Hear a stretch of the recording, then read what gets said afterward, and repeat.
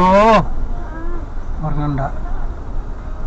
തേങ്ങ തള്ളിട്ടച്ചാൽ പൊട്ടി ഓ ഉമ്മി സ്കൂൾക്ക് പോണ റോഡിലെത്തി.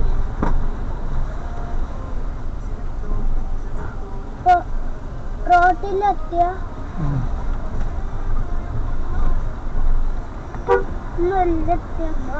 അങ്ങനെ നമ്മളേ ഉമ്മി സ്കൂൾക്ക് പോകണം. ഇവിടുത്തെ റോട്ട് വെള്ളത്താനായി ആത്തിൻ്റെ തൊട്ട്